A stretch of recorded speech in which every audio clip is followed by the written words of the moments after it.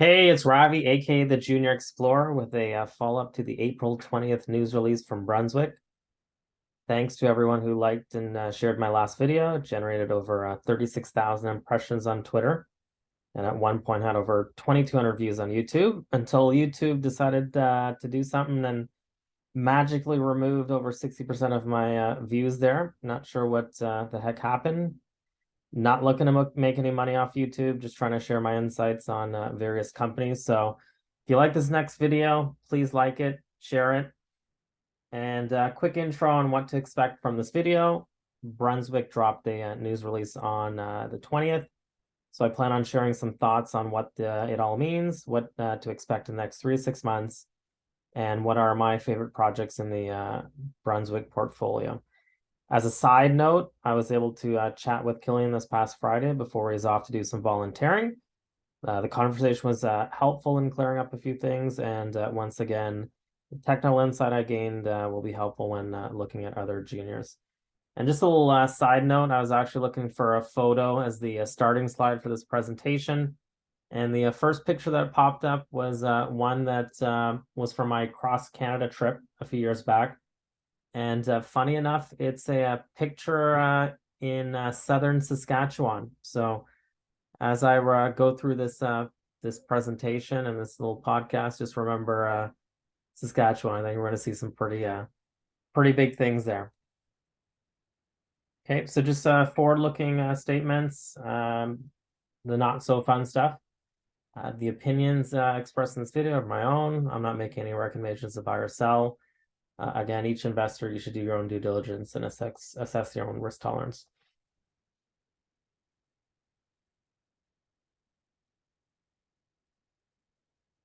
Okay, discussion points. We're going to talk the April 20th news release, the Anatacau assays and what's next on Anatacau, drilling update from Hearst, just a little bit of Hanson Lake, that's kind of the sleeper. The Mirage in James Bay, my ranking of the Brunswick portfolio, and what to expect in the next 3 to 6 months. So let's talk the recent webinar and the news release. So congrats to the folks at MI3. They put out a really good webinar. I did, however, feel that Brunswick stole that show. No disrespect to the other two presenting companies, but it felt like Killian ran circles around the other two guys, and clearly he looked like the expert during that webinar. A lot of good takeaways from that. So if you didn't happen to see it, I suggest you watch it. I'll share the link in a Twitter post. Lots of good stuff there. And then regarding the news release, kind of called it. You know, as I predicted my Easter special, they dropped the news release on April 20th. The news release discussed some particulars of the Anatacau drill program, mentioned some visuals as well. I personally thought it was a good news release. Seems like the market was a little negative on it. Not sure what there's negative to be on almost 33 meters of lithium-bearing pegmatite intercepts. In any case, there are a couple of bright spots from that news release, so let's get into it. And just a little note regarding the calling the April 20th news release. I don't have any inside information. I just kind of use some deductive, I guess, reasoning or some predictive modeling to figure out, you know, what kind of time they would drop it in the morning, what kind of day would make sense, is based on some historicals there. All right, so let's talk the drill holes and really the headline. Brunswick Exploration intersects up to 32.9 meters of lithium-bearing pegmatite at Anatacau West. Again, seems there are a few folks on both sides of the fences here. Half the people liked the news, and the other half thought Brunswick was basically going to abandon this project because they did not pull a world-class discovery off that maiden drill program. And honestly, it's quite laughable. In my opinion, there's a little bit of an overreaction here. So let's take a step back here. Originally, they planned 2,500 meters for the initial program. Clearly, they like what they saw and expanded to over 3,500 meters. And for perspective, you know, Brunswick announced that property transaction in November of last year. So to have them put a drill in the ground and pull 3,700 meters in 3 months from acquiring that project is quite astonishing. As well, you have to consider that they've yet to really walk the ground in Prospect. So based on the visuals in the news release and some promising intercepts, I thought it was a pretty good start to the program. So just some drill hole observations. So first observations circled here in red. We have a number of holes here that have multiple intersections of spodumene, so very, very positive. Couple things as well. The holes were drilled on 45 degrees, so although the length of the holes were about 200 meters to 250, the actual vertical depth was around 140 meters. So they can have easily double that if they wanted to, and if they did, then you'd get kind of to that maximum depth of 300 meters for an open pit mine. Now, in regards to the visual spodumene, I kind of circled, the 15 to 20%. Those kind of caught my attention. It's really a visual estimation. Essentially, the geologist, when they're logging it, they'll take a close look at the core, and we'll give it a broad description based on what they're seeing.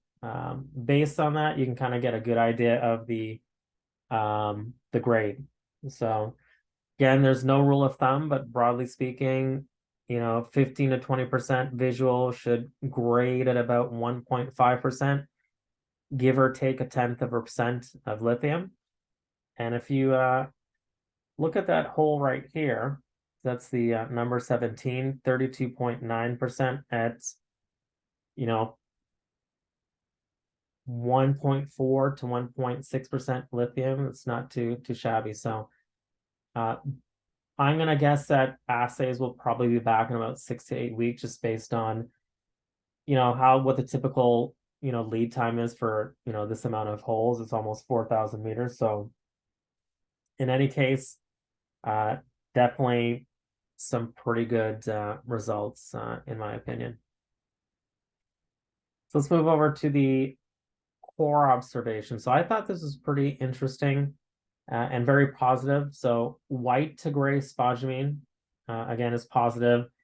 Some may have taken that negatively, not sure. Another commentary got the little check mark. Nice chunky spodumene crystals means nice recoveries. So bigger the spodumene crystals, the easier it is to extract. Two things you need to know: size of crystals, bigger the better. Color, if it's white or beige, basically it has little to no impurities in that spodumene, and it most likely means a higher percentage of lithium. All right, let's move over to the view of the drill hole. So this one I had to I asked a couple of questions there just to confirm some of those observations from that news release and from the map. So as you can see here, I've actually outlined a couple of things. So in the news release, they mentioned that the pegmatite dikes run from north to northeast. And these pegmatites are around 250 meters in length and approximately 30 meters. So you can see that they run here in that direction. And based on that kind of the drilling they did to get to that true thickness, you can see that they kind of run in that kind of, I wouldn't call it corridor, but kind of in that structure there. And again, this as well moves in kind of a southern direction across the property. Okay, let's talk about Allkem for a second, because this Anatacau West is essentially on the border of the Allkem project. So Allkem has several spodumene bearing dikes ranging from 5 meters to 30 meters in thickness. There's about 8 of them in total and combined. That's where you get that 40 million tons at 1.4%. The structure kind of runs west to east, and that mineralization is inside that structure. So to a certain degree, if you look what Brunswick has here, and you look at what Allkem has here, there's pretty much no difference. The pegmatite dikes run on this on-echelon pattern, similar to Allkem. As I mentioned in the visual results that was released on an April 20th news release, there was multiple intersections. So these are stacked pegmatites, just like Allkem. And if you kind of add things up here and the potential on the Anatacau West, that would make for some pretty nice feed for that plant that they're building.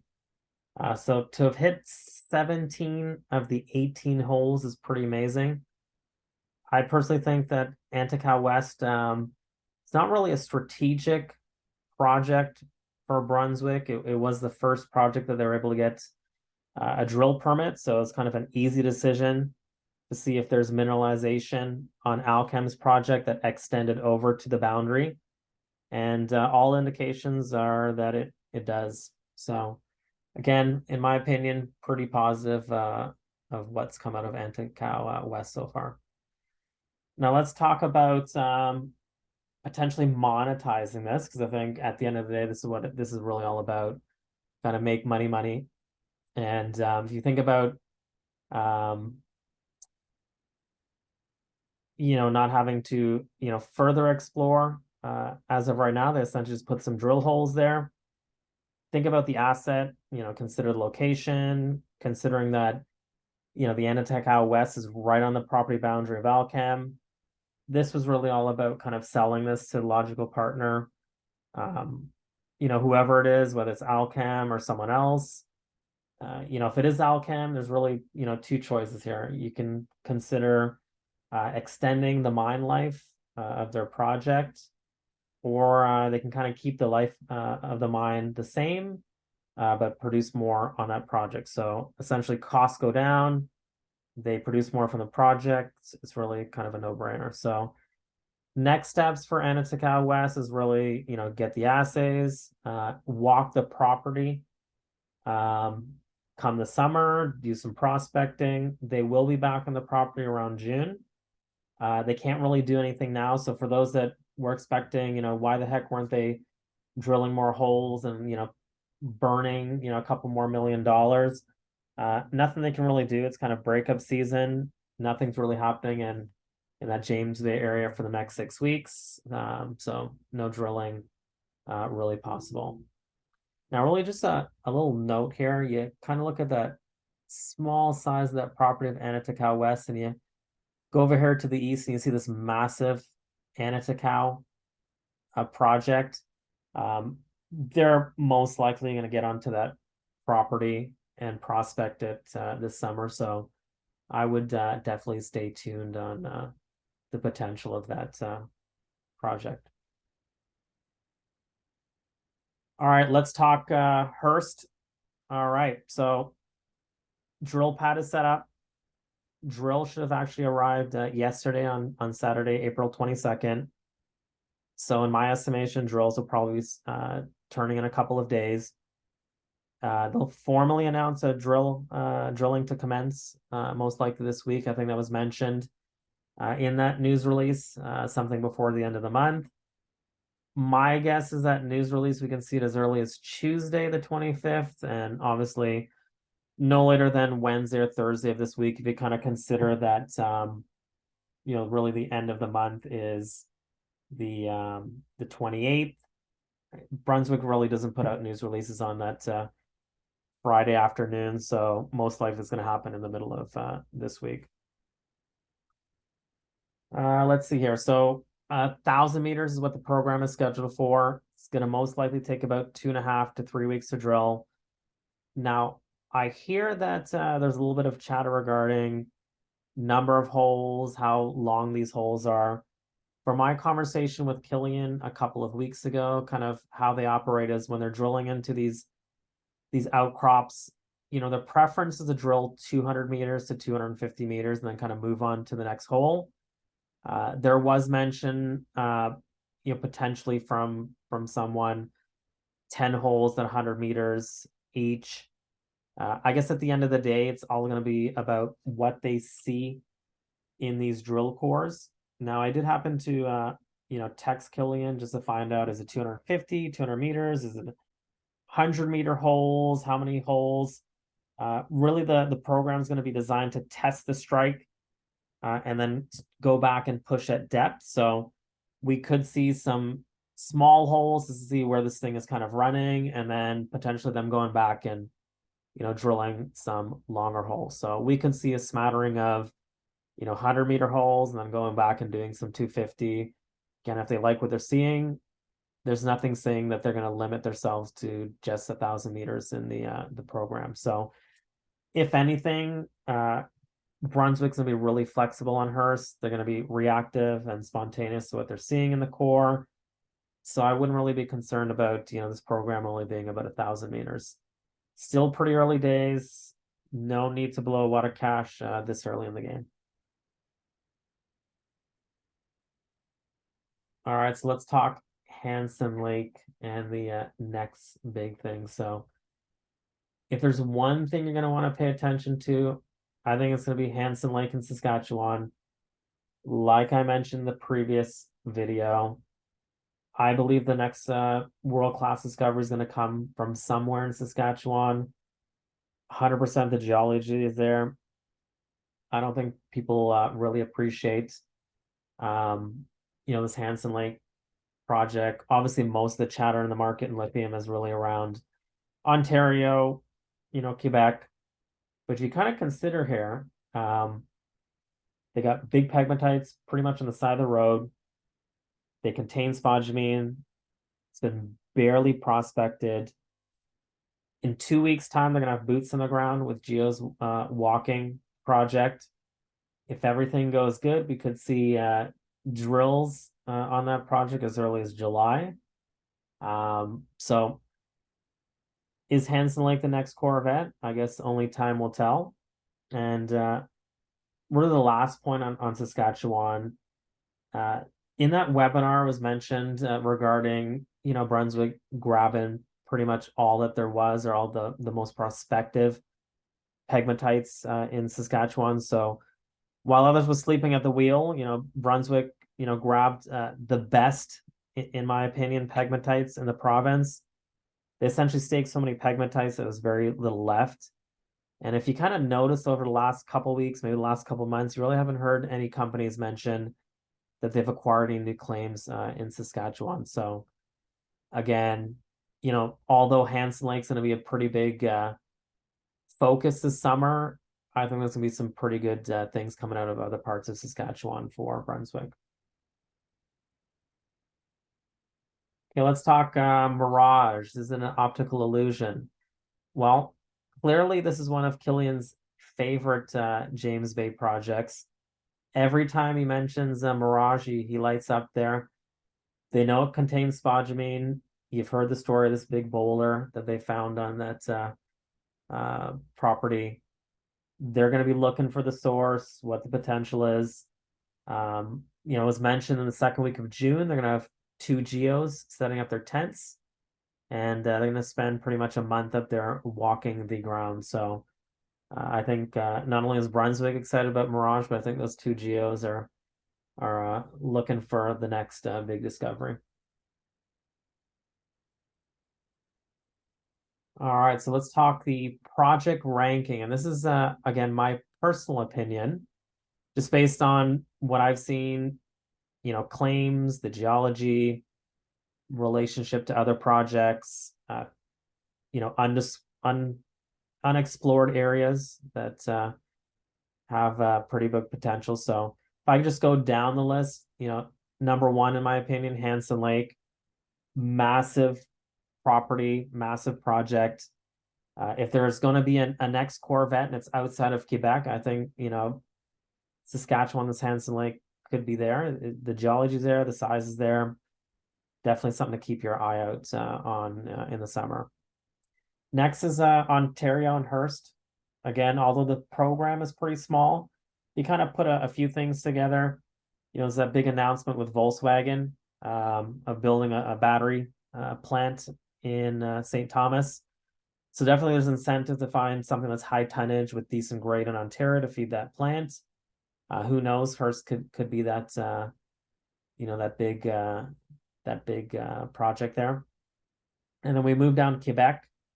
I've kind of ranked it Mirage, Plex. And when you think about Plex, you think about the Le Grand shear zone. That Plex property, pretty much the entirety of it, is sitting on that same shear zone that the Patriot Battery Metals project is sitting on. And then Mithril. So Mithril is a property I believe they've optioned, and that is pretty much on the border north of the Patriot program. So again, that could be something there. And then if I look at the current, Anatacau and Anatacau West, those have potential there for hosting multiple lithium pegmatites. And in the case of Anatacau West, that could be something that they can monetize within the next year. And then last but not least, we have the Lynn Lake. Most of the chatter you hear out of Manitoba is really this direct lithium extraction. Nobody's really talking hard rock lithium. There's some pretty good geology out there. And again, Lynn Lake could be something that easily moves up this project priority list for Brunswick. Hey, so what's next? Geos are going out in the field. In May, we'll see folks on the ground in Ontario, Manitoba, and Saskatchewan. Early June, we'll see the activities ramp up in Quebec. It's highly likely, in my opinion. Again, who knows if they have enough boots and people to do this, but if you consider, it's all about prospecting and kind of eliminating and discarding, and then obviously re-ranking the projects. But it would not be surprising if Brunswick, had the possibility or wanted to, touch all 600 pegmatites. It might be physically impossible, but if you're thinking that, they want to kind of fast track some of these, that could be something that they look towards. So it's definitely going to be a busy summer. They're going to continue to stake and acquire projects. In talking with Killian, he's got a number of interviews and podcasts scheduled over the next 3 or 4 weeks. He's agreed to do an interview with me in the next upcoming week. So possibly mid or end of May before, a lot of that news and the activities start happening in the different provinces and before we have drilling in July. So definitely going to be a lot of news flow and interviews. That'll be key in helping investors understand really what Brunswick's trying to do and how all the pieces fit together over the next, I would say, 6 months. And then really the goal of the first 9 months, what Brunswick's trying to do is see as much as possible when it comes to the pegmatites and the properties, understand a few things.